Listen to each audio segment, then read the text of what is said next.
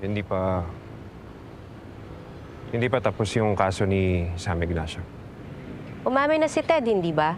At pareho nating alam na nagsisinungaling si Ted.